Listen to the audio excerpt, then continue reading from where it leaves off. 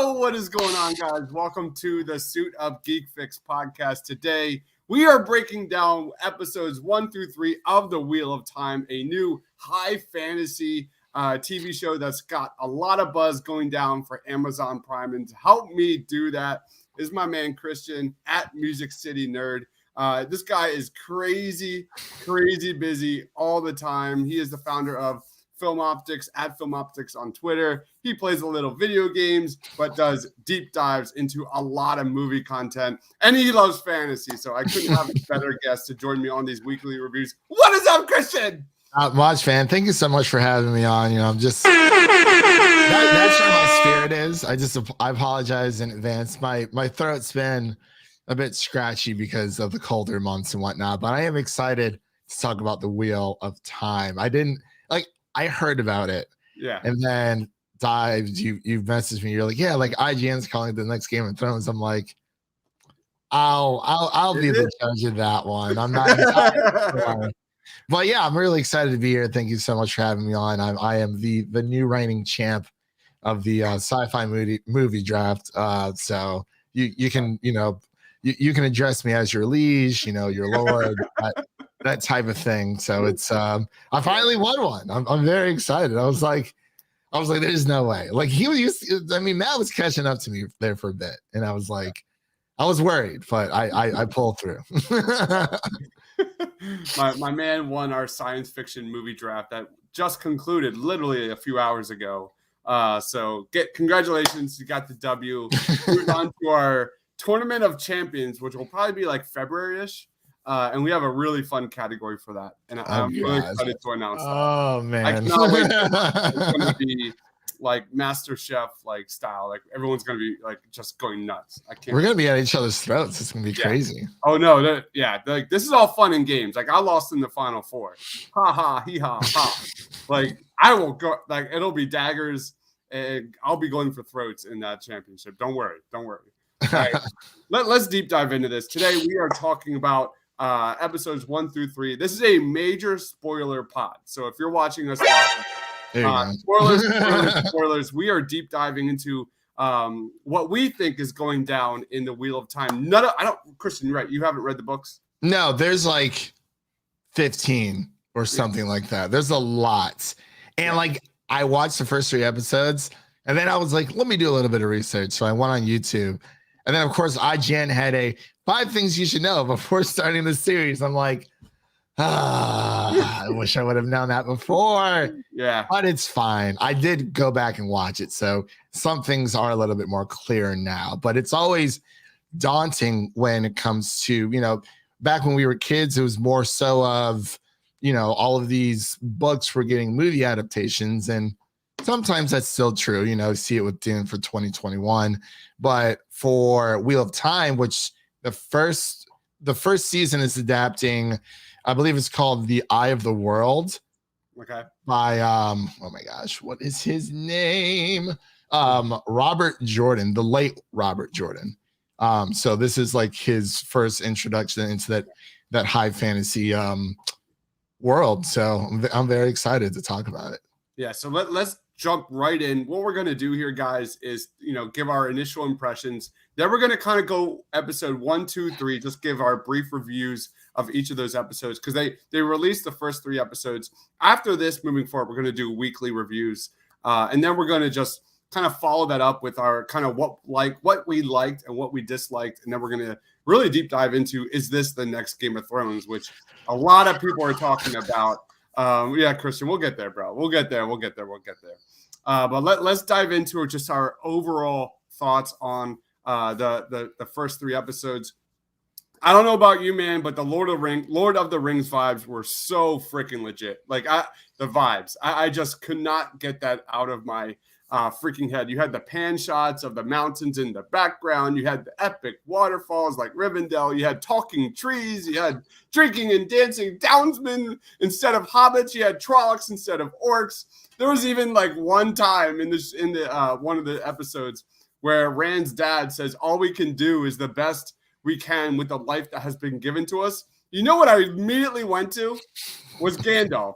immediately to Gandalf saying, all we have to do is decide what to do with the time that is given to us. I loved it. This is not by any means a negative for what I saw in the first 3 episodes. That was a positive. I love, obviously, wearing my Yoda ears. I love fantasy. Love it, you do.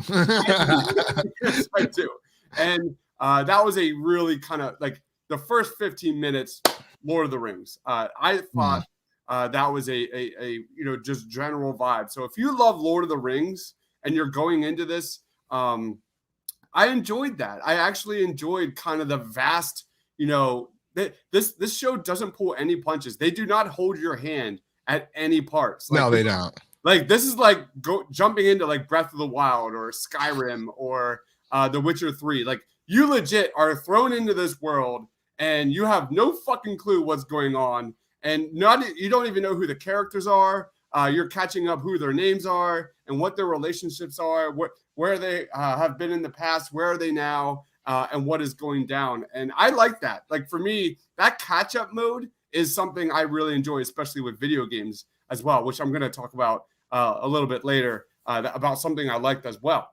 So that's my initial takeaway. What about you, man? So like you said, this is a high fantasy series novel, and you can kind of see that right off the bat, that it is in this magical this magical world, where magic does exist. And they talk about the Wheel of Time, and there's this chosen one called like the dragon. And I was definitely getting a lot of vibes. I do agree with you on the hand holding thing, because when it comes to book adaptations, it can be so daunting. Honestly, just starting a new series of any show can be super daunting, because with this, like you said, they just kind of throw you in and you kind of have to just go along with it. If there's something that you don't understand, honestly, like that's okay, because much like even with like Game of Thrones or Lord of the Rings or any other type of fantasy / high fantasy like series, it does require a lot of research. And like I said, correct me if I'm wrong, if there's anyone out there who has read these books, but I believe there's about 12 to 15 of them. So like, clearly there's a lot of lore here. And I believe that the American author Robert Jordan had passed, I don't know at what point during him writing the series, and then somebody else picked it up, and I can't remember the name of them. But overall, my overall impressions, it's Amazon's attempt again to not mimic Game of Thrones, but to have like a rival of Game of Thrones when it comes to the TV, the movie, or not the movie, but the book adaptation. Because there's so many, I can't really say this is like young adult fantasy, because it gets pretty freaking brutal. Well, maybe I don't really know if this is just categorized as fantasy or high fantasy when it comes to the novels, or if it is young adult, because there are these chosen ones, or one of them is the chosen one. There's 5 of them, and they're trying to figure out who is the dragon amongst them, and they're all within like their 20s. So in a way, it's kind of like coming of age. But overall, I think it's a very solid attempt. There's a lot of things I liked about it. The CGI was pretty impressive for what it was. But overall, it is a very interesting world. Like right off the bat, I read that Robert Jordan doesn't really like to hold your hand. He kind of just throws these characters in certain situations, and you kind of just figure it out from there. Yeah, which I love. I really enjoyed that fact, because I actually just finished my second rewatch of the first 3 episodes, and I actually, Christian, I liked it more on my second watch. So for what it's worth, again, I didn't read the book. So I know, just to piggyback off of what you said with the books, what I do know about the books is they're very beloved, and it has an ending point. Like this show has an already written ending point, in contrast to Game of Thrones, which was a shit show. I don't even want to talk about the last few seasons. But here we are. So let's deep dive into episode 1 here, which was titled Leave Taking. Really, Moraine, we get our first kind of introduction to Rosamund Pike of Gone Girl. She believes that the dragon has been reborn and is coming of age, and sets off on a quest to find kind of the agents of the dark before find the chosen one before the agents of the dark one can find them first. So what was your kind of grade out of 10, and what was your kind of initial takes? So with the first episode, it was at first, because obviously when it comes to a lot of these series, they usually kind of like try to hone you in, like, hey, like this is like the main person you're going to be following. But we essentially get that with Rosamund Pike's character. But then, when she starts talking about the chosen one, and then figuring out, oh, like it could be any one of these kids, like in the small little village.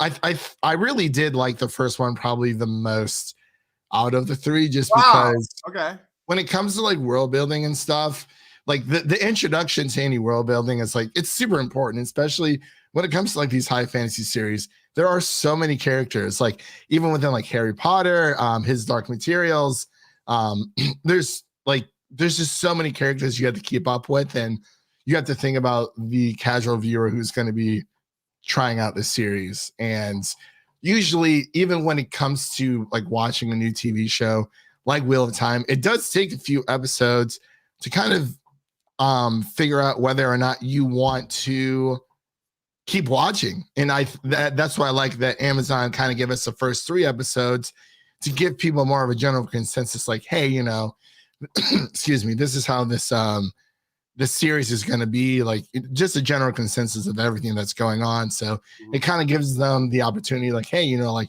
will I tune in next week, or will I, spend my time watching something else? But overall, for episode 1, excuse me, it was very it was touching. I mean, the first half of the episode is more obviously of a setup, but then crap hits the fan, the second part, and I didn't even realize, like, it really does hit you unexpectedly, because they're lighting these candles, and they believe in, they had previous lives before where they are now, but they can't remember who they were before, so they're trying to light candles, for the fallen ones, to find their way back to them eventually. And yeah, like I said, like much like Harry Potter and the Goblet of Fire, crap just hits the fan halfway through, and you're like, oh wow, like it's like the tone of the show kind of just shifts like out of nowhere. Like it's very quiet and quaint, small little introductions, and then they're just automatically thrown into this crazy situation, and you're not expecting it at all. And that's one thing I enjoyed about the first episode. Yeah, from the jump, like the set design, like the introduction of Two Rivers was really cool. Really, I love the beautiful village. Oh, it looks amazing. Yeah, like it really does. Yeah. And then, like you said, like they get ambushed by these like minotaurs, aka Trollocs. That I thought the design of them were really well done. Like up close, they look horrific. But that goes to one of my negatives. I thought there were some scenes in this man where, like, especially when they're showing the hordes of the Trollocs, the CGI was god awful. Like, it looked like something stripped out of PlayStation 1, man. It was bad. Like, I'm sorry. Like if they focused in on one, it looked good, because the Trollocs were like different enough. They weren't just like these gray like shadow monsters where it's like, oh, like that's the enemy. You don't really know what they look like. Like, they actually had a form, like you said, they are very Minotaur-like, and they're just like bloodthirsty beasts. Yeah, they were cool. They were intimidating. Like there was a lot of scenes in this.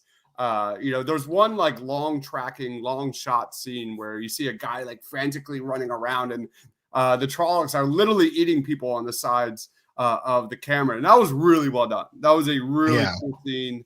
I thought the designs were solid, of course. And then Rosamund Pike, Moraine, had this like epic moment where she doesn't even lift a knife, and like literally just starts throwing like knives with her magic to like all the Trollocs around her. It was a really badass, epic scene for me. So the action sequences were really good. The CGI was not great, even though I love the design. When they're up close and they're using like practical effects, Yeah, it was really effective. Really, really. What did you think of the CGI of Rosamund Pike's character when she kind of like, busts out the airbending there?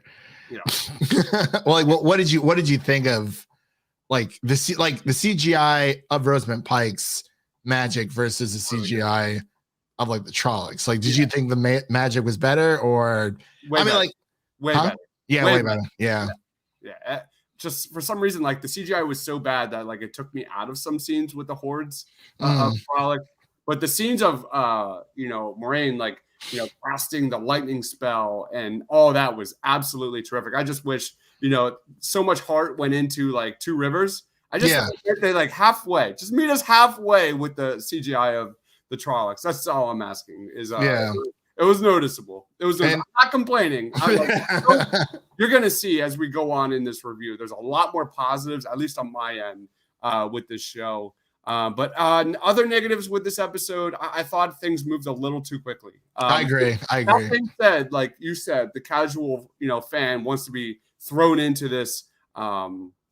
It's not a negative on my side, but I'm gonna it was like really abrupt. It was like watching Aquaman and like the explosion happens out of nowhere. You're like, what? I mean, it kind of does happen out of nowhere in Aquaman, but like 4 freaking times. Bit of a freaking conversation.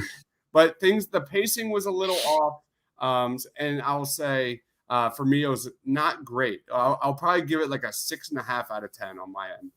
In contrast to you, Christian, I'm going to say this is my least favorite episode. Okay. Of the 3. So that being said, let's roll on to episode number 2 here, titled Shadows Waiting. Plot points.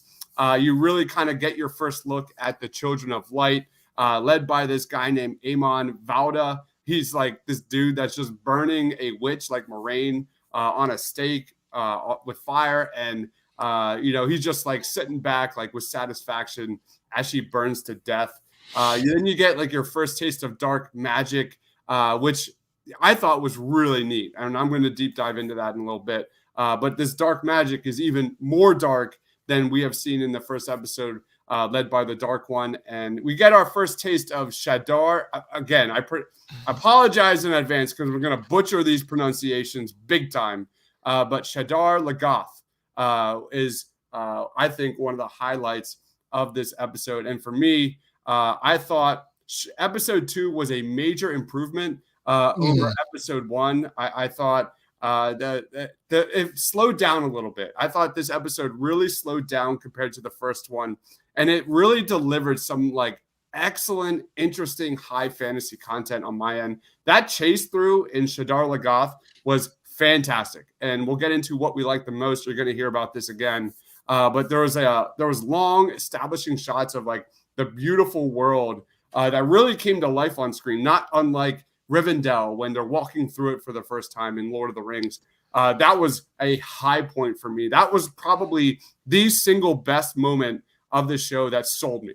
That scene where you had Egwene and Rand just like looking, and that's just this amazing deserted city of Shadar Lagoth. That was awesome. And then you had that epic moment of this dark magic that's engulfing literally everything of this cursed city. So I like this episode a lot. I gave it a 7.5 out of 10. What about you?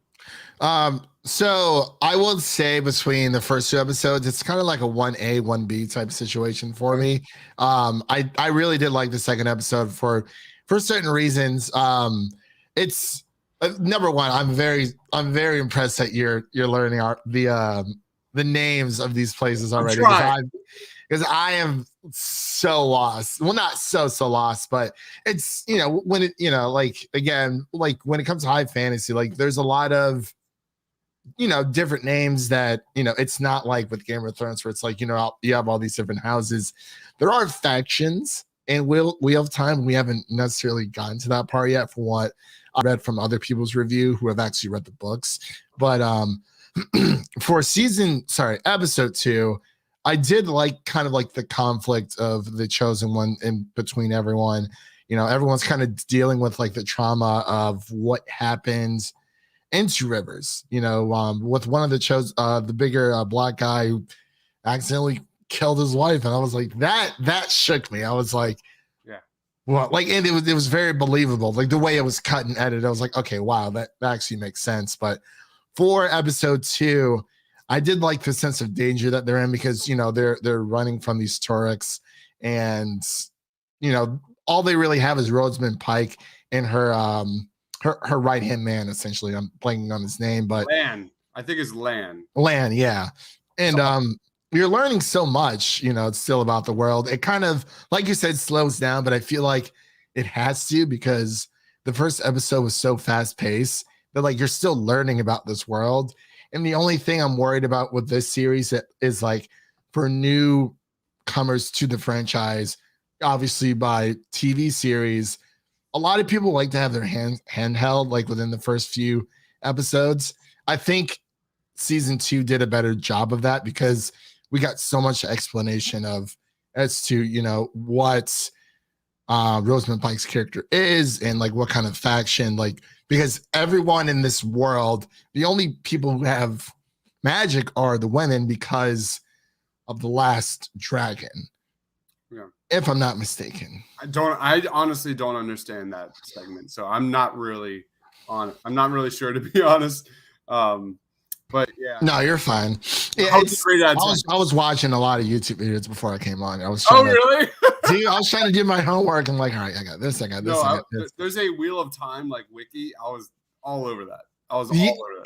There's so, like, I'm on the Wikipedia page now. I'm like, there's so many books. There's 14 books. Yeah. There's 14 books in this series. I'm like, this is crazy. Which I understand from, like, the jump that there are a lot of changes between the books and the TV show. Oh yeah, there has to be a lot of adaptation. But I'm curious, if anyone out there knows or has read the books to let us know what they think of the series so far, because it's going to be, I don't know how long like season 1's going to be, but I'm assuming it's around like 10 episodes. But I mean, all I'm saying is there's so many of these books, you really have to commit to a show like this. You see all this source material and it's like, okay, like you have to commit to a show like this if you're going to start off, because that's a lot of books. 8 episodes is first season, and the 3rd season has already been greenlit. So they're already okay. So they're already working on season 2, and season 3 has been greenlit. So that's really good news that they're going to be pumping these out. That makes me feel good that we're making it's going to have some lasting impact. Yeah. They also have the Amazon, like with Amazon also has like the Lord of the Rings. So I wonder how, when it comes to Wheel of Time, how is that going to stack up against like the Lord of the Rings series they also have, because they've done stuff like this before, but like I think Vikings is on, I think that's the Amazon original. I could be wrong. I never watched that, but I heard or is that Netflix? I can't remember. I don't know. Don't ask me. I'm not the one that. All right, let's go on to episode 3 called A Place of Safety. This is kind of, the episode that really kind of drove the story forward. It really did a deep dive into a lot of the young cast. In many ways, for me at least, found its footing. You see the group divided. They're forced to find each other and literally adapt and survive on the fly, or literally die. I think the big moment here was the ending where Lan and Moraine are greeted by I'm not even gonna try and pronounce that name. Reveals that the captured man is claiming to be the Dragon Reborn. But what was your kind of grade out of 10 and quick thoughts? And I forgot to get my grades. So episode 1, I say it's like more of an 8 out of 10, and then episode 2 was like a 7.9. Okay. For episode 3, this is actually my least favorite until the very end. This is my favorite. This is my favorite. I don't know. I felt like I guess if you watch as many fantasy series as I have, it's not that like it's the same thing, because the stories are different, and it's about which stories kind of grab your attention more so than others. I think there's a story to be had here. I think towards the end is when of this episode, of episode 3, is when I started getting a little bit more interested.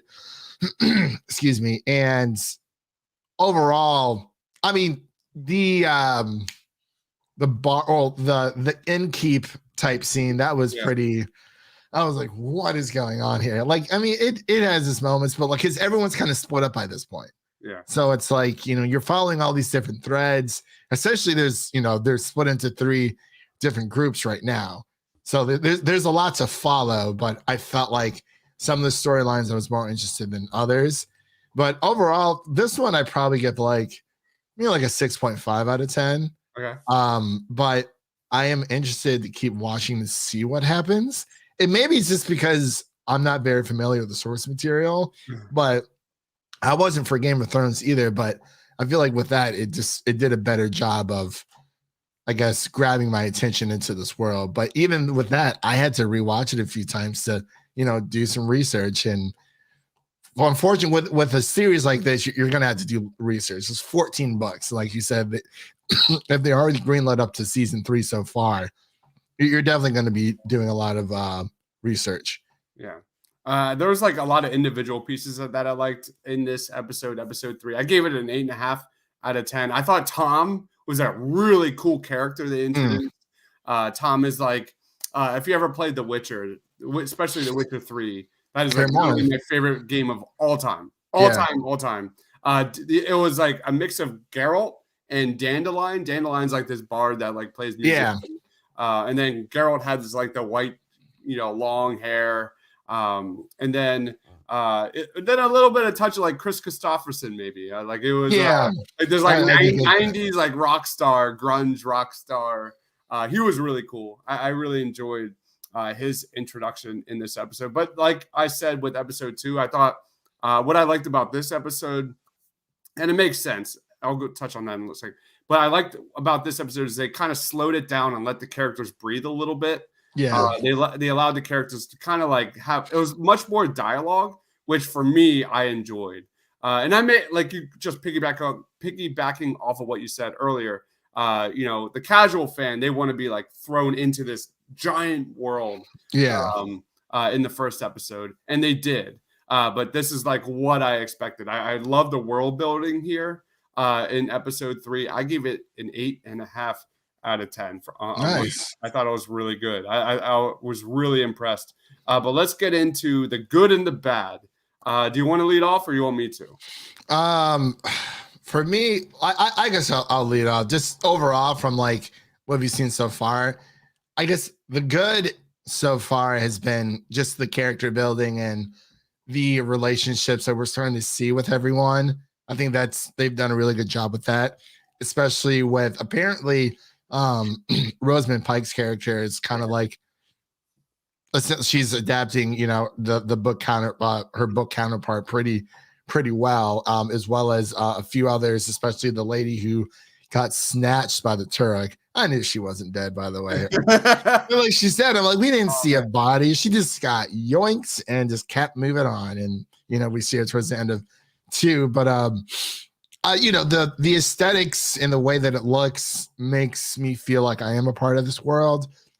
I feel like the negative for me overall is just like they had to figure out the pacing of the first season, because like you said, like towards the beginning, episode 1, it was too fast. Then they slowed it down, and then now it's kind of like a jumble between back and forth. So it's kind of hard to pay attention during certain scenes. But I do agree with episode 3. Like I'm a big sucker for like heavy dialogue, so I did enjoy that. But those are kind of just like my 2-cent words for the good, the bad, and the ugly. Yeah, good. I thought the imagery was stunning. I thought the costume work was really well done. Performance-wise was really strong across the board. I don't really have like a least favorite character. I think I would go Perrin. I think his name is Perrin. I don't know where that's going with the wolves and stuff.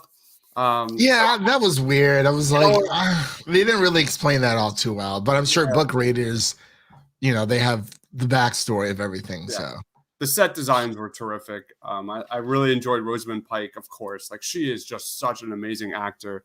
She's clearly been watching a shit ton of Lord of the Rings.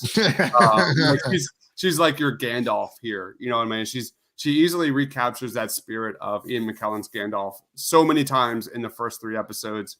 And I love that like moment where she like gets really snappy with Rand in episode 2. Like that is Gandalf. I really enjoyed that. Awesome stuff. I really enjoyed the Rand and Egwene relationship. Like these are two like childhood sweethearts. They don't hold your hand like the rest of the show. Like they don't really kind of take their time to flesh those out. Like Egwene already chose power over Rand, and Rand is dealing with that. Like they love each other through and through, but their paths are clearly going a different route. And I actually have bought in. Like I'm really interested to see where that grows moving forward. I thought the questioners were really interesting. The White Claws, I think, is what I hated them. That's what I wrote in my notes. Like they're immediately hateable. Like hate them. Like that, which is good because I'm a villains guy, and I need a clear villain, and I thought that was really well done for me. So, and lastly, what I did like about this is there was definitely a lot of Mandalorian in this show. What I mean by that is Western RPG. So I when I was writing my reviews of The Mandalorian is essentially an RPG. Like this character gets another character and so forth. Have a mission, get the loot, get the bounty and move forward. And slowly that ties into the grander arc. I think we're going to see that here with this show. I think that makes me really excited because I think a little bit of that with The Mandalorian went a long way for me as a huge RPG fan. So I like that element. What I don't like about this show, there's a lot of exposition that's very clunky at times. A lot of times I had to like rewatch what's being said, what's going on. I have no idea what they're talking about, which is fine. And like I said, the pacing is just kind of all over the place, like you said. The good and the bad with the Trollocs. The good was the design of it's amazing, but when it's like CGI, it was which is amazing to me because it was $10 million budget per episode in this show. Really? Which I have no idea. Like what it all went to Rosamund Pike. Pretty much. She's so good. Yeah. So good. I mean, definitely she is their expensive asset on the show.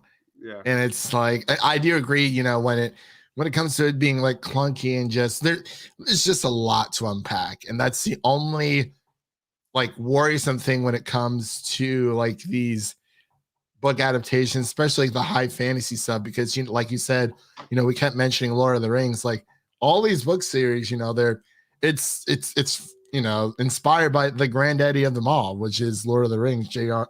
Tolkien. So it's like, it's very, everyone has their own way to put their own spin on it and whatnot of these high fantasy worlds. And I mean, as of right now, we haven't seen too many different races. We see the humans and then the Turks, but I guess you could call Rosamund Pike's. I'm sorry, I'm blanking on the tower of the name of her. The White Tower or something? Yeah, the White Tower, but I forgot the name of like what the rings and stuff. So because like we said, only women have magic in this world because of what happened last time. So it's very interesting to see how all that plays out. But that's the only worrisome thing. It's like, when it comes to big novel franchises like this, it's like, where do you begin? How do you translate, from page to book? With Harry Potter, it did such a great job of getting people interested into the books.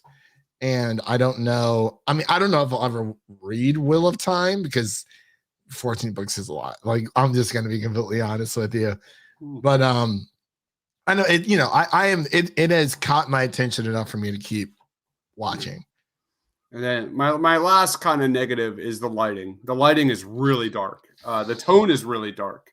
And I think that goes against the books a little bit from what I've heard is that, Egwene is like so full of light and she's like, like a hobbit, like she's on an adventure for the first time and enjoying it. Like she's full of like, this is amazing on her first journey away from the Two Rivers. So I could be totally wrong on that.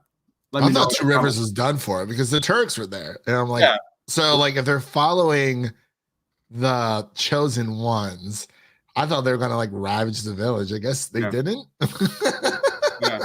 Yeah. So I have no idea. So yeah, another just real quick note on the character Naive.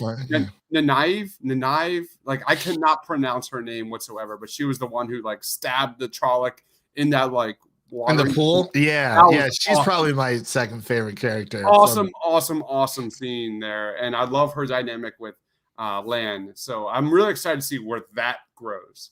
Yeah, those two are really. That's probably like arguably like it's like Rand and Egwene and Lan and Naive. I just cannot pronounce that. I cannot pronounce that. I apologize in advance. We're loving it though. So all right, so I got to ask. Is this the next Game of Thrones? No, this is not the next Game of Thrones. Like, it's like, so Game of Thrones, number one, like, Game of Thrones starts off as just a standard middle-aged world where magic used to exist. It's like our world where, you know, we hear all these magical tales about these magical beasts and these crazy stories, but no one alive had essentially like lived through any of that. Like magic is gone from the world in Game of Thrones. Like there are magical elements that start, you know, sprinkling throughout excuse me, the entire series, but with George R.R. Martin, that's more about his entire story is more about the conflict of like the human heart. I can't really say what Wheel of Time is about. I guess time itself, but it's not the same. I mean, this is like a high fantasy, like Lord of the Rings. Like you can make comparisons because they're both like that fantasy middle-age storytelling, but it's different. It's totally different. I mean, I can't really, because we've only seen the first 3 episodes of Wheel of Time, but yeah, you know, I mean, if Rosamund Pike ever showed up at Game of Thrones, I'm there.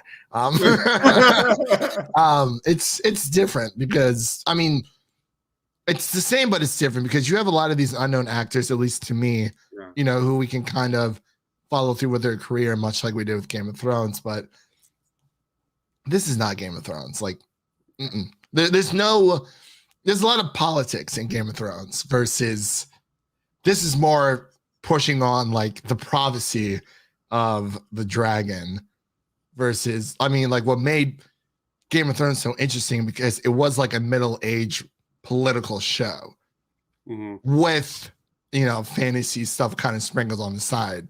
This Wheel of Time is totally different. Yeah. The politics are everything. Like, it's not the next Game of Thrones.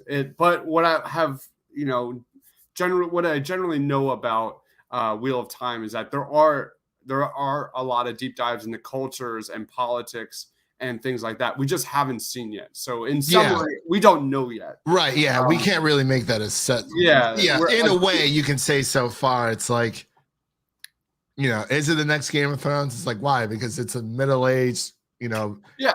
To be fair, like no one thought like the first few episodes of Game of Thrones was like this is the next greatest show. That's true. Time. That is very true. It didn't really hit its popularity until season 2, actually. Yeah, like when Sean Bean got, sorry, spoiler warning. That too. Like, well, no, that was like the first moment we're like, whoa, what are we watching here? Yeah.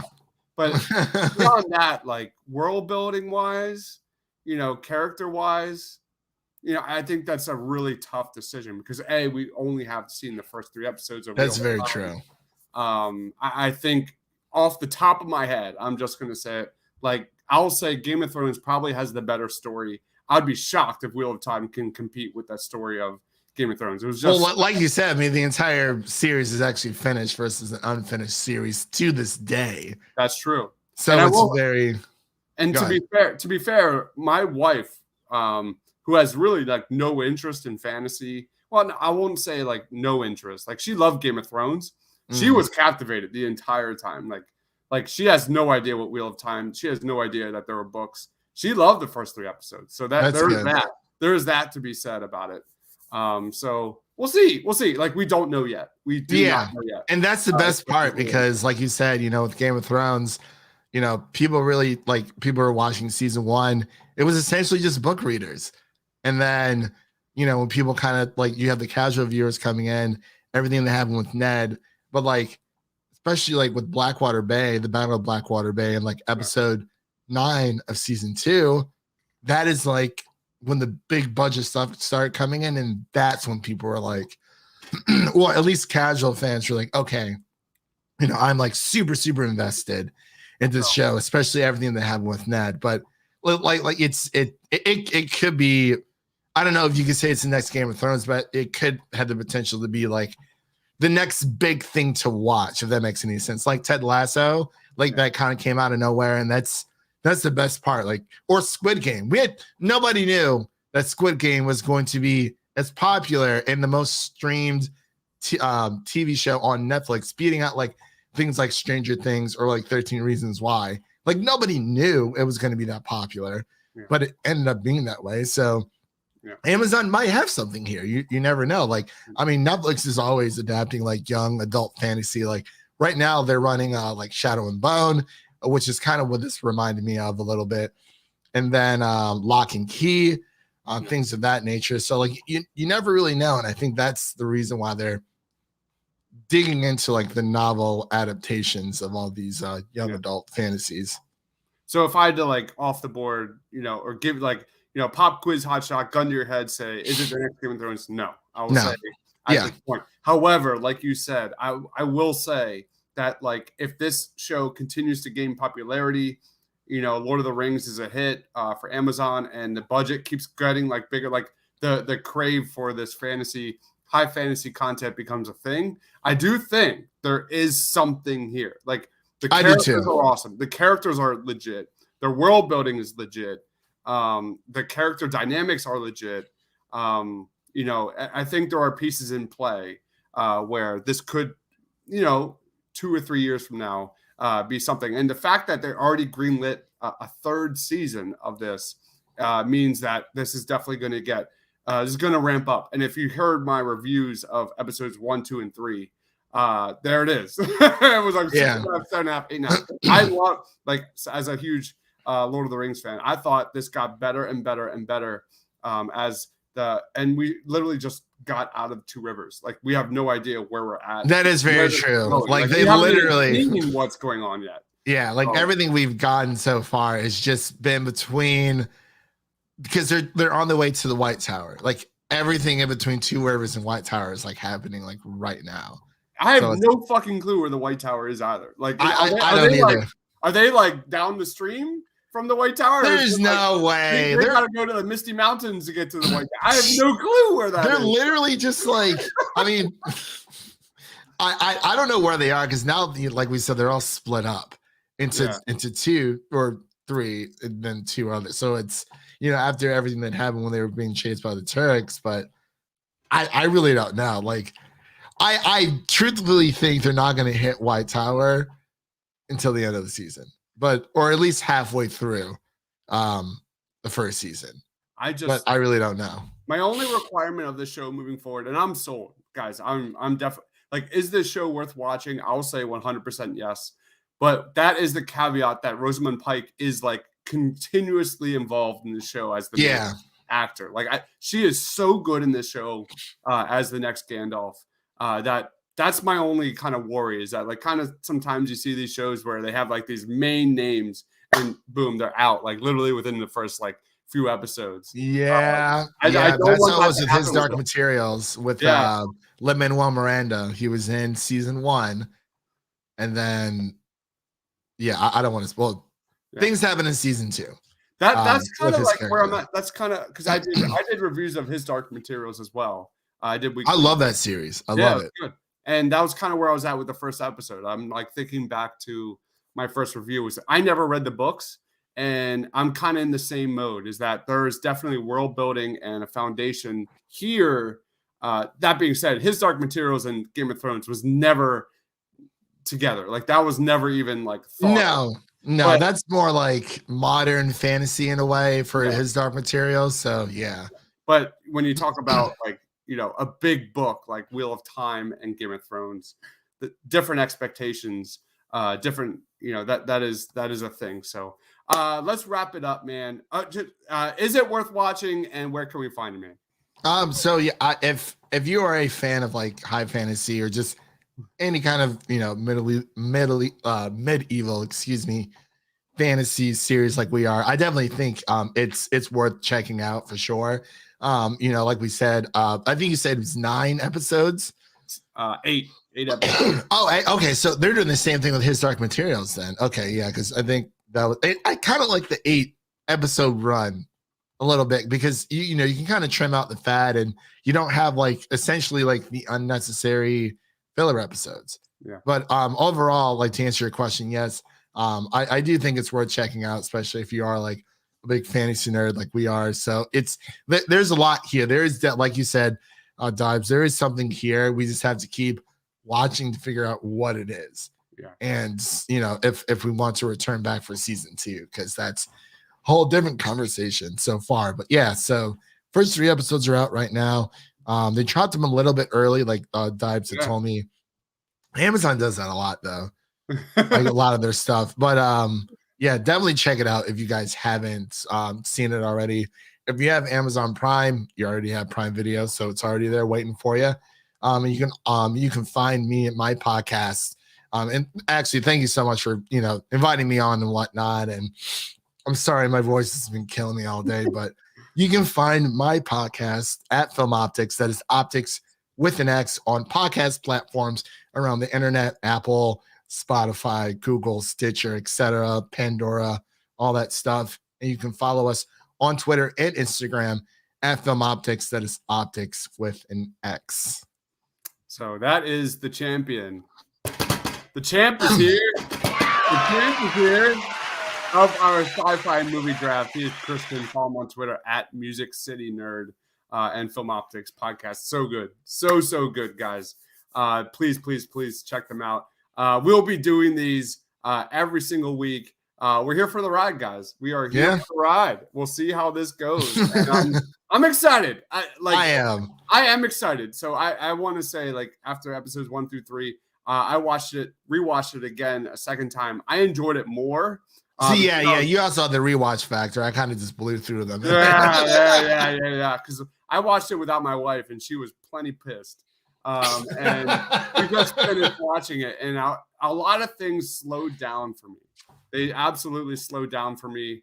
There are things that I still don't really get, like Perrin and the wolves, and however, there are other things that I definitely appreciated a lot more, which a lot of the dynamics within the characters and the world building for sure, and some of those other individual characters that we didn't even talk about Matt, who I think is a phenomenal actor. Like he was terrific in this show so far. So way more good than bad. That is my man Christian over there at Music City Nerd. Thank you everybody for watching. We'll see you again next time. Stay awesome, everybody. Bye.